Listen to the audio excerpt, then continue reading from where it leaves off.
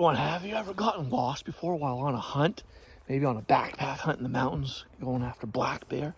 Or maybe you haven't been lost yet and you're confused as to what to do in the event that you do get turned around and lost. Then this video is for you. Stick around. You're going to learn about the acronym STOP. S stands for something, T stands for something, O and P stand for something. The acronym STOP. You've got to learn about this. And this will help you in the event you do get turned around and lost out there in the mountains, chasing black bear or elk or what have you. And so, yeah, this video is about that, about the acronym STOP. It's all about helping you, the hunter, help you know what to do in the event you do get lost out there.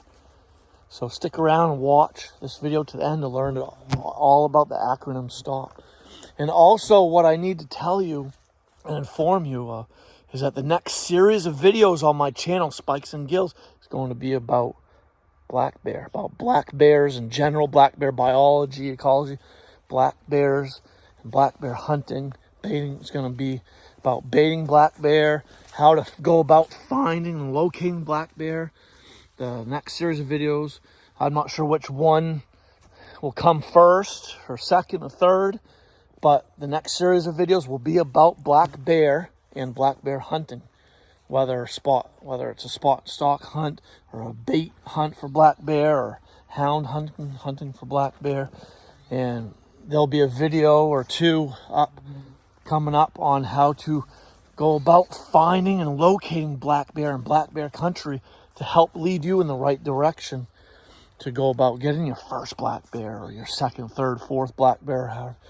Maybe you've never hunted black bear, then you want to definitely subscribe to Spikes and Gills and click like, and so that way you'll be notified of all these videos to come on the Spikes and Gills channel about black bear and black bear hunting. This channel is definitely for you then. If you're here to learn about black bear and black bear hunting, then definitely subscribe to Spikes and Gills. This acronym STOP that we're sharing with all of you guys today, this stuff about recognizing that you're lost, it's directed towards you, the hunter. We're going over all this stuff to help the hunters. Hey Bryson, you're lost. What's the number one thing to do? You went on a backpacking trip, or say you're on a deer hunt, a backcountry deer hunt, going miles and miles up and over mountains and valleys and ravines along streams.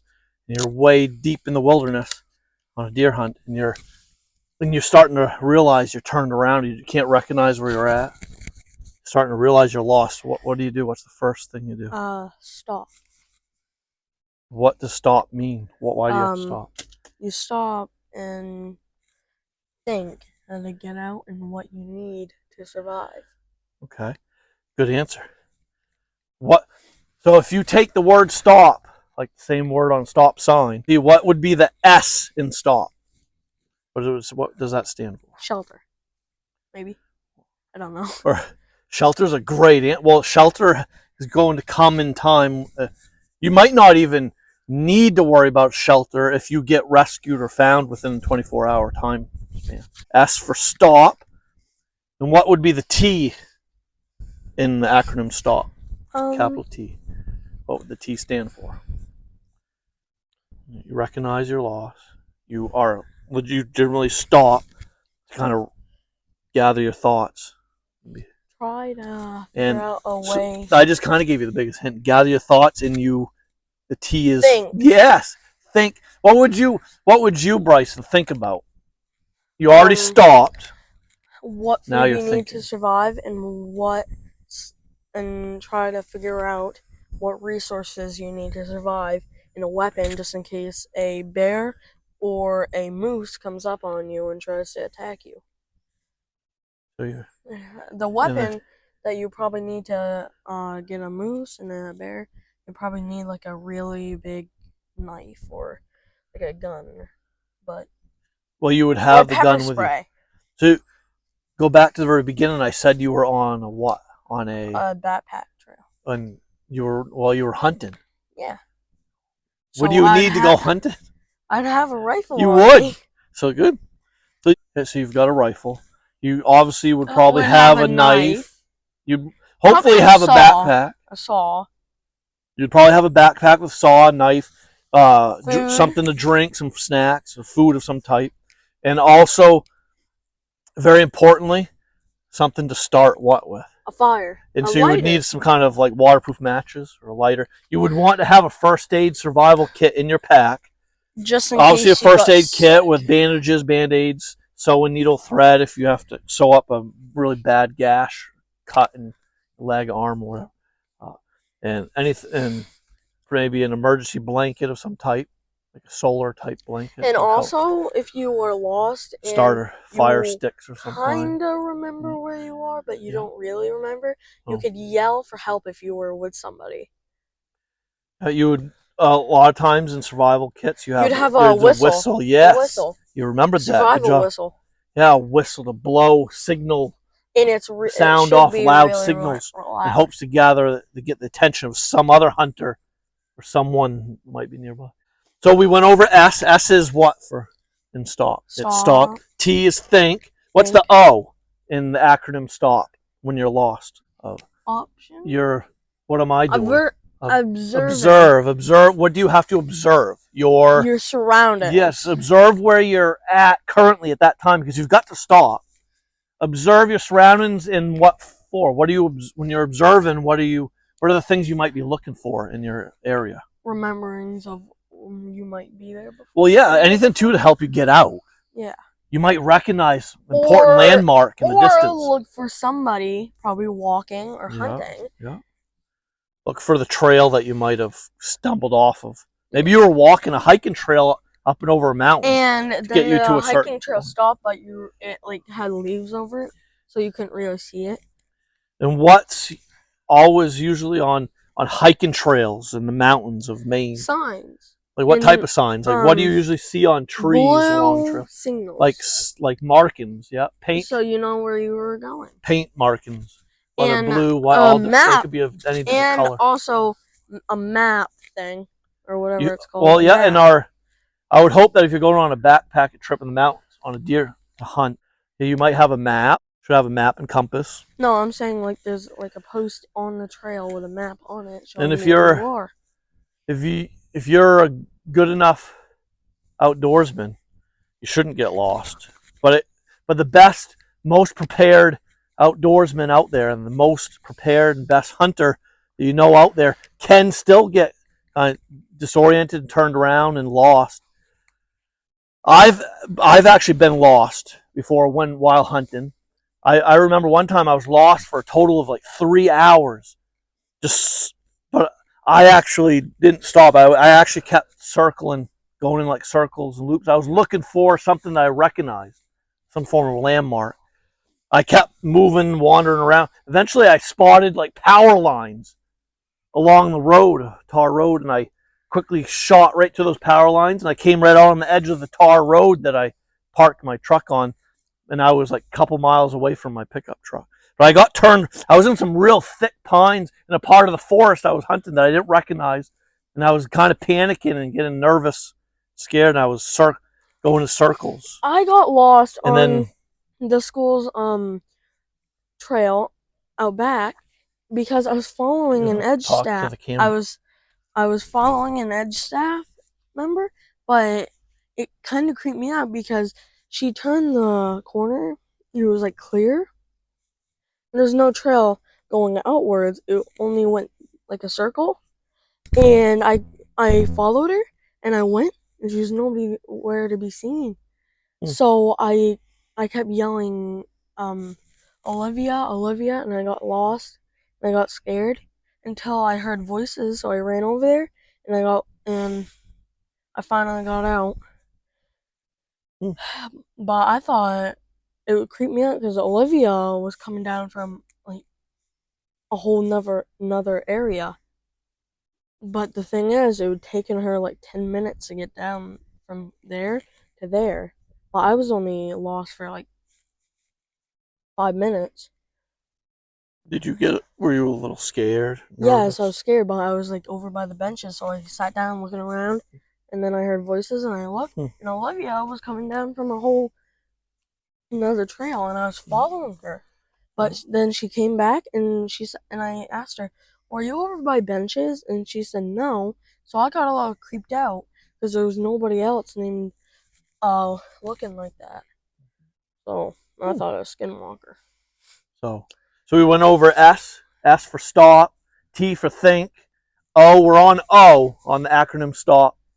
O for observe. So what other things, Bright, what sorts of things should we be looking for around in our surroundings while we're observing? What do we need to look for? Like things to maybe make a shelter.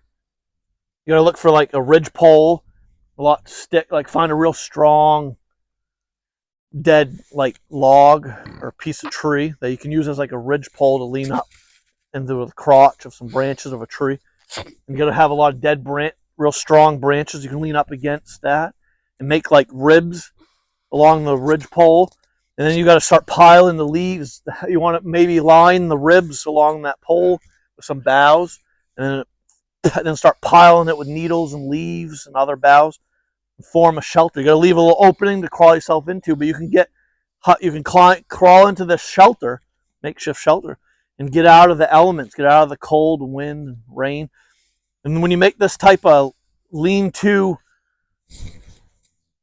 shelter, it's going to, when you get your body in there, you're ultimately going to warm up.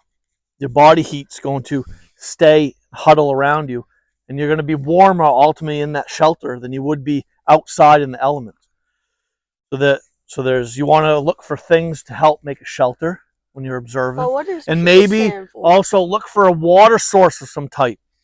You already should have a lighter or waterproof matches, something to start a fire with. So you need to try to find water near you, especially if you run out of water that you might currently have. You should already have in your pack something to drink and something to eat. Oh. But if you're lost for more than a day, if you're lost for 2, 3, 4 days plus, you're going to run out of supplies. So you need to observe your surroundings and look for a water source. Maybe listen for running water. And you need to worry about your eating. You've got to find water. You also need to worry about your food, because if you eat all your food in one day, you'll probably starve and die. But if you can live. But you need to also really use your water sparingly. Resort like smartly. Sparingly, yeah. Like using it. How long can you live without water, Bryson? Probably like 3 days or 2. Barely, yeah. Barely, like any. How long do you think that a human could actually survive without food, without eating? Probably 5 days. I've mentioned this to you before. Try like 30. You'll have health complications. Some of your organs and stuff might start having issues. But for all intents and purposes, a fit, healthy human, especially a hunter that's been hunting in the mountains and hiking and backpacking through mountains and stuff, they're going to be pretty fit. They could probably go almost 30 days without food before succumbing to hunger, to starvation. But all humans can barely make it past 3 days without water. You're going to actually start having complications, becoming ill, and may faint and possibly die after 24, 48 hours without water. You need to watch where you're stepping. Hopefully you're hydrated before you become lost and have some form of water with you already. You also need to worry about where you're stepping, because if you step in like a patch that looks like this, but really it's just like a stick holding it down, and you step and look and fall, you need to either get a stick and like move around the things, because there might be a stick holding up some leaves and stuff, and you might step in a hole and probably break your ankle or something and impale your ankle. And possibly. You probably can't move because it's probably ripping your skin and it's in deep. So you need to watch where you're stepping. Listen, I ran today trying to run away from him. Yeah, and you almost broke your ankle. Yeah, I did almost break my ankle because I went around a sharp corner. So what's the P in the word acronym? I STOP. thought poop. S is stop. T is think. O is for observe. P is what? You're observing, looking at what you have at your disposal So what's the P, Bryson, in the word stop? What do you need? You've observed to find the look around you, see what you have to use to build a shelter. Hopefully find water source nearby that you can, hopefully you have something in your pack that you can boil water in. A pot. Well, that's not, well, the P could be for pot, whatever. Well, if you're going on a long, extensive trip, you should have everything you need with you to survive the days that you plan on being gone. But P is plan, everybody. S, stop. T, think. O, observe. P, plan. Plan your approach. Plan your attack of survival. So you would want to plan how you're going to construct and build a shelter. I just mentioned one form, that there's the lean-to mummy sleeping bag shaped like loaf of bread looking shelter, right? What? I'm giving you. It looks like when these shelters are built. When this shelter's built properly, it looks like a big heaping loaf. Looks like a loaf of bread. Or what you need is a long, strong ridge pole. Like it would be like the spine of your shelter, the spinal cord of your shelter, and then you got to have strong sticks to lean up against that ridge pole, which would be considered the ribs of the shelter. So you got the ridge pole or spine of the shelter, and then you have sticks leaning up and crisscrossing at the top. You want to have they got to be long enough so that you could fit inside the shelter when you're done building it. Let's say this is your ridge pole. And then you'd want to find sticks. You want to be able to build, you've got to build the shelter big enough for you to fit into. And you've got to have an opening big enough for you to wiggle your body into to get into that shelter, to get out of the elements. That's a you'd grab your strong sticks. Yeah, we need to find perfect. And you crisscross them like such. You may have to break them down. You're going to crisscross your sticks along your ridge pole.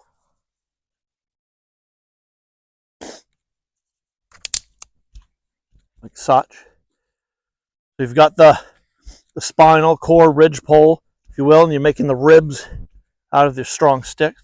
And you're going to keep an opening, a place for you to crawl yourself into. You can make a door to close up the opening out of boughs. You can interweave hemlock and pine boughs and sticks together, and ferns and leaves and stuff, and make some form of door to plug up the opening, so your heat doesn't escape. And so critters, animals, don't crawl in there to sleep with you at night. Yeah, and you also might need these. Back up, I can't see you. You got to get down low. You're up above That's why I went and knelt down. Sometimes you need lower. Sometimes you need some moss to lay over your shelter to not let the heat out and keep the heat in. You're piling on top of your shelter. Moss. Leaves, fern. Whenever I've built these shelters, I've slept in these type of shelters many times. I used to even do it just for fun. I've actually winter camped in one of these shelters. If these shelters are built proper enough, you can survive in them in the dead of winter and at like sub-zero temperatures, at 20, 30, 0-degree temperatures in the wintertime. You want to have, the general rule of thumb is 2 feet of leaves piled over the top of the shelter to keep you warm in cool and cold evening temps up in the mountains. And 2 feet of leaves piled on top of these ribs along the ridgepole, they'll pack down real nice, mesh down, hold together real nice, and keep the rain out. You will stay dry in this type of shelter in the driving rain. It'll get you out of the winds, rain, cold. Your body heat will stay in there, similar to a mummy sleeping bag. When you crawl into a sleeping bag, you get super toasty warm. You bake in a sleeping bag because it's the down feathers interwoven and sewn into the sleeping bag is holding the heat in. It's not allowing your body heat to escape. This type of shelter is doing the same thing. It's not allowing your heat to escape, and it's keeping the wind and rain out. So You got to plan your approach on how you're going to build your shelter, collect all the materials you need for the shelter, and then you've got to really plan on how you're going to replenish your water source. Hopefully you get lost nearby water. But you also need a You pot. want to build your shelter. You want to stop.